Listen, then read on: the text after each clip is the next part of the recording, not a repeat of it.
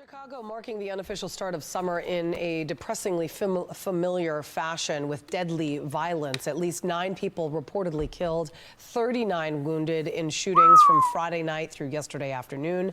Mayor Brandon Johnson is only in his second week in office, and he says he's got a new safety plan. Question is, can it work? Let's bring in former homicide detective and Fox News contributor Ted Williams. This new mayor certainly has a huge task at hand. There was a homicide, in fact, near the mayor's Austin neighborhood home. Perhaps that will open his eyes to what is a real problem in Chicago. Hi, Julie. I'm happy to be on with you and my friend William Griffin III there. I want to say that the mayor of Chicago, the new mayor, Mayor Johnson, certainly has a climb to make. He's sort of like climbing a mountain, to be candid with you. Crime is off the chart there, but Julie, that is not shocking that we've had, from what I've just seen, over 40-some people shot over the weekend here. The fact about it is, until they get serious, meaning the authorities, about crime is not going to go down. They've got to recruit more police officers. They are down about 2,000 police officers in that city. And also, most of the... Wow, 2,000.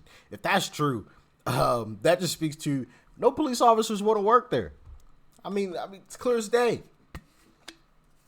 Policies are terrible, right? Police officers like, man, I just chased down this dude 2 days ago. How was he out again? Now you want me to chase? Man, I'm not chasing this dude. You know what? I quit. I'm chasing the same people over and over again. I'm locking them up. I'm putting them where they should be, and you letting them right back out. What's the point of me being out here then? And you want to tell me to do my job? No, you do your job. I'm sure if we have any former officers that work in a high crime city, talk to me in the comment section. Talk to me in the comment section. All right. I know a lot of law enforcement uses incognito, ways to communicate on social media. So you're not going to get exposed. I've got some cop friends, so I've got some inside information on some of the stuff that, some cops do from time to time, obviously, to stay anonymous online for obvious reasons. So, yeah, let us know some of your stories. You don't have to say the city or even the state, really. Just tell us some stories. I'm interested to hear them. Crime, Julie, is happening in black neighborhoods, and that's black on black crimes. They're going to have to get individuals in that neighborhood engaging in saving their own neighborhoods. Yeah. I mean, among the casualties, seriously, I mean, this is incredibly sad. In one weekend alone, a female victim whose age is unknown, she was found dead. Shortly before 1 a.m., a 33-year-old was found dead with a gunshot wound to the armpit. 2:15 a.m., a 35-year-old man was found on a sidewalk with a gunshot wound to the chest. Just before 3 a.m., a 37-year-old woman and a 35-year-old man standing on a sidewalk. Someone shot them both in the face.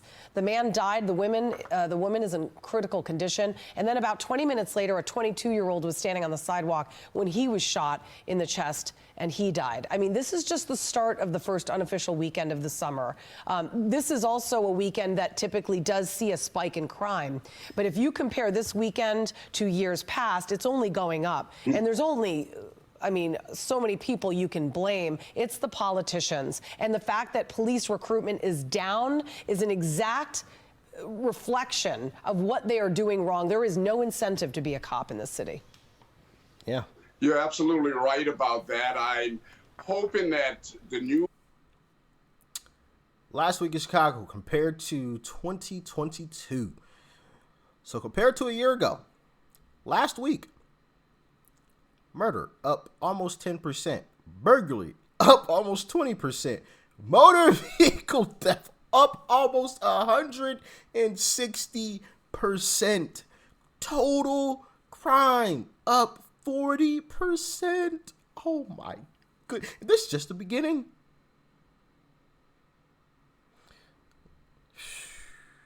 And this is I feel like this is going on in a lot of liberal cities where people continuously vote Democrat. Soft on crime Democrats. This is the results you get.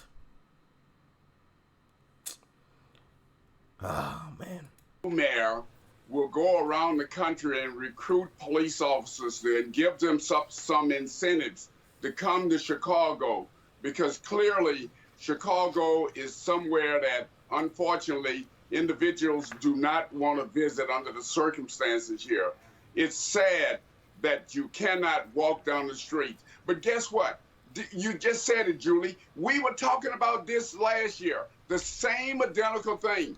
Insanity is doing the same thing over and over and expecting different results. Facts. And so crime is insanely off the chart in Chicago. Yeah, no, totally. And here in New York City, it's not much better. I mean, Jordan Neely's family, the gentleman who was mentally disturbed, who died in a subway after being put into a chokehold after appearing to be a bit threatening to another subway passenger who happened to be a former Marine.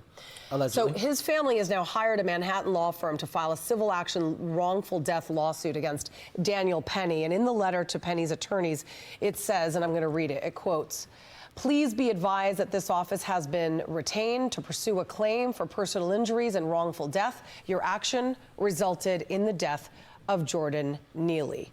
Now, the former Marine last week told the New York Post and defended his actions, telling them this. "This had nothing to do with race. I judge a person based on their character. I'm not a white supremacist." Penny then went on to say that he regretted the system tragically failed the mentally ill Neely. That's the point I want to make here. The system failed him. Yes, his chokehold killed him, but that wasn't a premeditated act. I would wholeheartedly agree with you, and I don't think race clearly is a factor in this case.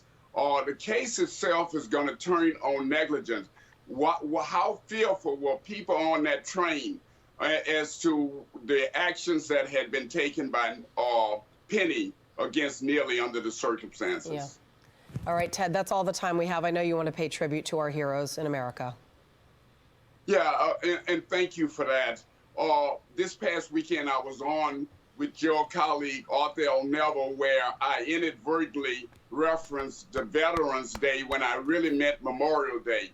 And I just want to say that today we honor the men and women who made the ultimate sacrifice for us. Two of my friends, Leroy Spiller and James Kraft from Houston, Texas, I often think of those people. I was in Vietnam. I understand. So we honor our dead today, sadly. Ted Williams. Yes. Yes. Salute to all of the military men and women. Greatly appreciate every single last one of you. Every single one of you. Thank you. Unfortunately, though, we do have to talk about this other crazy topic, which is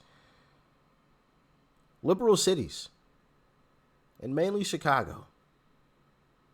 You know, it's funny when organizations like the NAACP issue warnings. Oh, don't go to Florida. It's dangerous for black folks. Where's the warning for Chicago? Where's the warning for these Democrat cities where it is really extremely dangerous for black people to go? Where's the warning for Memphis, Baltimore? Where's the warning? Where's the travel warning? You won't find it. It's also funny when you see these so-called black leaders. They aren't black leaders.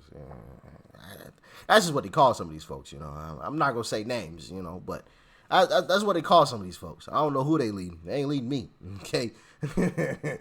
I don't follow the blind, okay? But it's also funny when these folks will come out when a situation that happens, like Florida, right?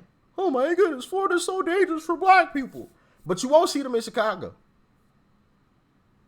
where black people are literally dying every single day.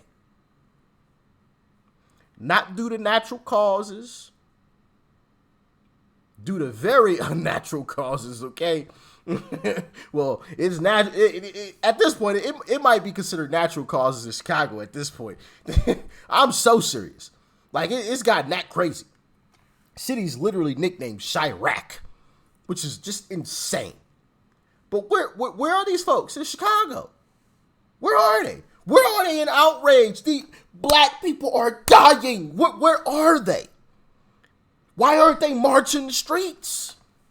That's what I want to know. Where you at? And I'm so happy to see a lot more black people are waking up to the truth, man. It's so good to see. It's so good to hear. Same thing with, shout out to the LGBTQ community. Those folks are waking up too. Shout out to my Hispanic brothers and sisters. They're waking up too. This is a mess, man. It's a mess. And all they do is continue, in my opinion, to lie, because that's all they have left. That's all they've got left. We just gonna keep lying. We're gonna make even bigger lies. Hopefully they keep believing us. Goodness gracious. Man. Yeah. Y'all let me know in the comment section how you feeling about this. All right? Let me know your thoughts, your opinions. If you live in one of these leftist cities, unfortunately, let me know your experience. If you visited one recently, talk to me about your experience. And if we have any police officers or former police officers, talk to me. Y'all stay safe out there. Peace and love. Check out that video if you enjoyed this as well. Click right over there. Right there. I'm out.